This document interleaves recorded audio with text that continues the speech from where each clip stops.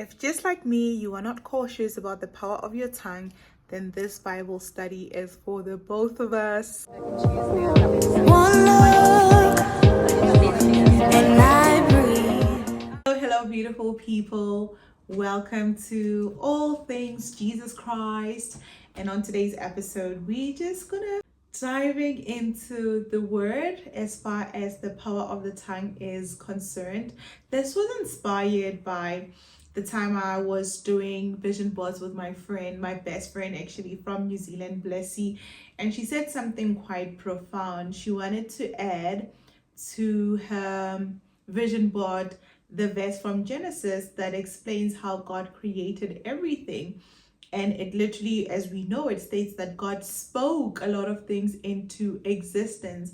So she said that she's realized she needs to be careful of what she says because there's so much power in the tongue, the very same power that the Lord used to create everything, creation in its majesty, in its beauty. And that really got me thinking, because I, for one, am very reckless with my tongue.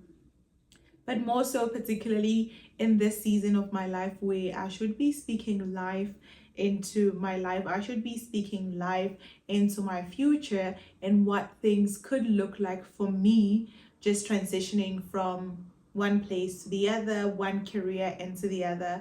So today I came across a few Bible verses that actually connect with one another, and therefore we will just unpack one as we go, so that it really truly just sinks in and sits in our spirit how powerful the words that we speak are. It's Proverbs. I know Proverbs is out here somewhere in front. Suddenly I'm struck. Oh, yes, Proverbs. We found Proverbs, guys. We found Proverbs. Please bear with me. We also found the verse that we are going to be reading. Okay, so let's get right into it. So the verse that we're going to be reading in Proverbs is from chapter 18. We'll start with verse 20 going into 21, although our main verse is in verse 21. So Proverbs reads the following: wise words satisfy like a good meal.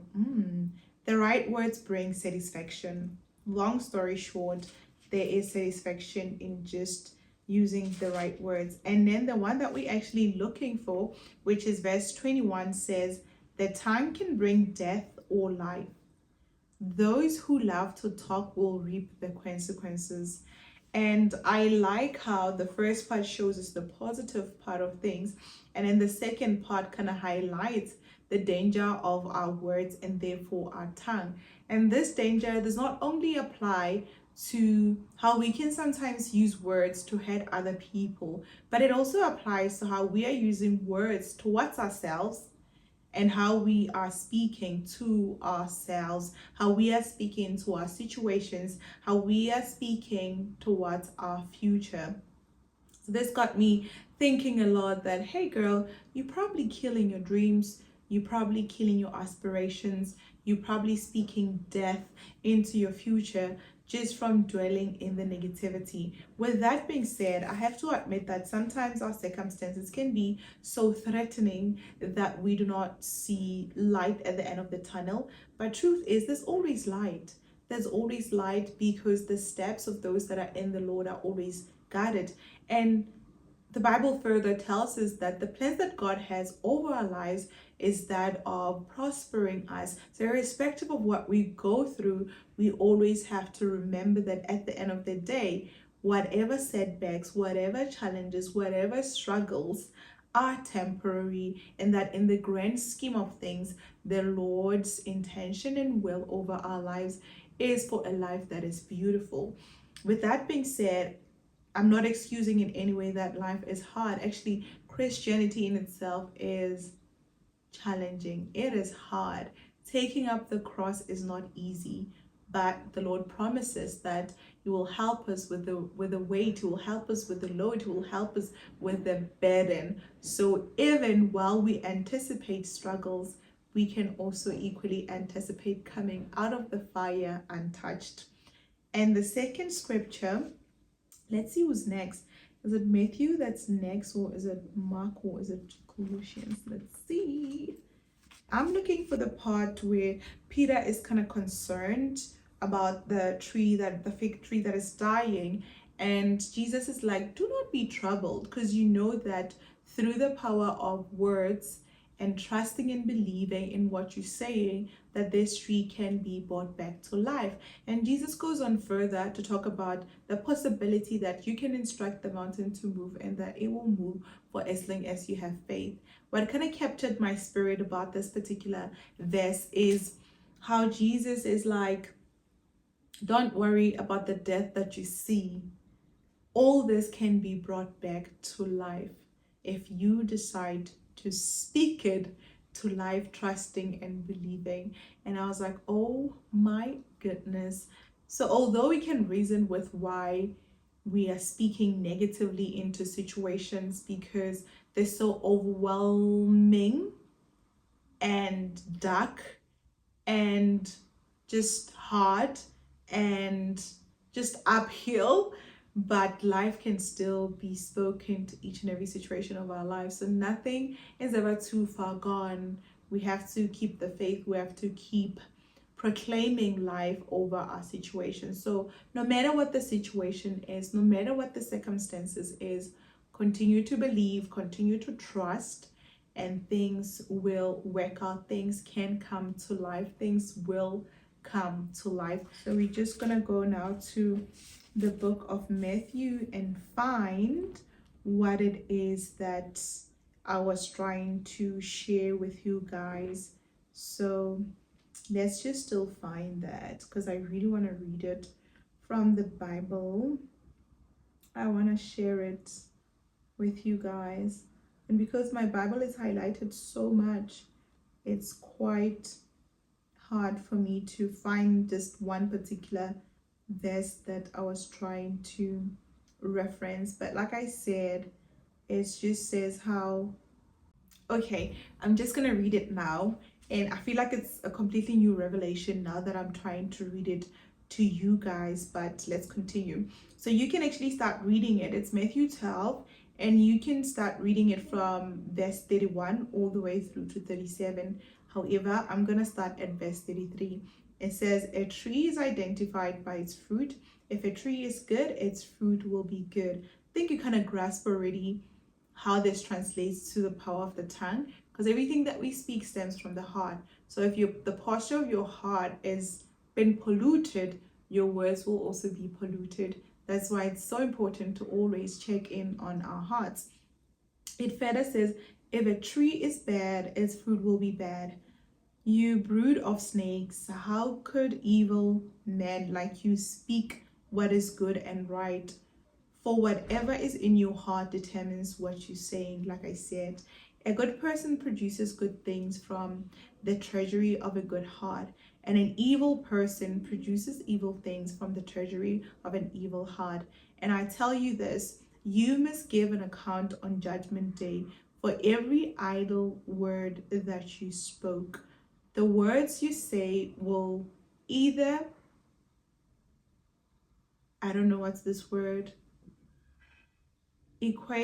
will either acquit you or condemn you. I really don't know what that word means, but the opposite of condemnation. That is what that word means, ladies and gentlemen. If you can pronounce it, please help me pronounce it, but I completely failed. But anyway, this part, I like how it speaks into just our words in general, not particularly over our lives, but just our words in life in general towards others, whether you are cursing the name of the Lord. See how people would literally use Jesus Christ as a expression, or like just a negative connotation. Instead of using a swear word, they'll use Jesus Christ. So this is just one of the instances that the Bible is speaking against, but more so Jesus just talking to the religious leaders to say what good can come out of your mouths, considering the fact that your hearts are so polluted. And at the end, just allows his words to land and say, when all is said and done, all of us would be held accountable for all the idle words that we spoke. And I like the word idle words because sometimes we can say a lot of things and we saying them without sense. We saying them just because we can. We don't mean it. Even saying negative things to people that we don't quite fully grasp the intent of it, the harm of it. Jesus is like, don't do that. That is not okay. Stop what you were doing because you will be held accountable. It's almost as though we can't just speak for the sake of speaking, but that we have to be so intentional about what it is that is coming out of our mouths. And the last scripture that we have is, we've already done the word in Mark. We're going to go to Colossians. I folded the page, so I'm just going to look for it this way. And we are there because Colossians has 4 chapters, so you can often just miss it. And with the book of Colossians, the Lord is saying that live wisely among those who are not believers and make the most of every opportunity.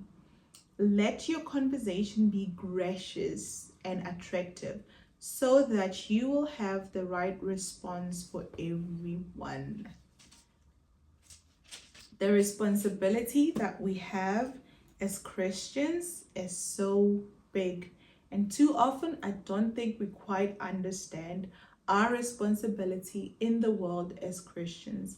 And in this verse, the Lord is saying, hey, let whatever you speak be gracious and attractive, especially in the company of those that are not believers, so that your words can become a sweet aroma to their ears, and through your words they can be attracted to the kingdom. This is so profound because I'm certain that every second Christian probably does know people that are not Christian, and yet we chill and hang around with these people and speak the same language that they speak. We speak the same cuss words, we speak the same negativity, we complain to the same degree. We don't believe to the same degree in the goodness that could come out of life. And now the Bible is saying that is not okay, because you are an ambassador of the kingdom and therefore should be attentive and careful of how you speak. These Bible verses address such different elements of the things that we speak into and how we should be careful. So it's almost as though there's no part of our lives where we can be reckless about our words. And I'm so grateful to be surrounded by people that have these beautiful convictions so that they can also become my conviction, because why not? If my friend Blessy was convicted about the power of her words, why not also lean into that, because it's such a beautiful state. So, hey you, be mindful of your words and let's hold each other accountable. Remember, speak life, speak more life, and speak more life. Remember to be cautious, be attentive, be sensitive, be gentle in your speech. Don't let idle words leave your mouth. Always just be like, should I be saying that? Is that worth saying to this person? And yeah, watch out for words that are said in anger, that are said when we're bitter, that are said when we're upset, which is 3 emotions that are also not aligned with the fruit of the Spirit. So there's so much to unpack. But for today, we're going to leave it there. I hope that this was a productive Jesus time for you. And yeah, come back for the next time when we talk all things Jesus and what it is that he's calling us towards.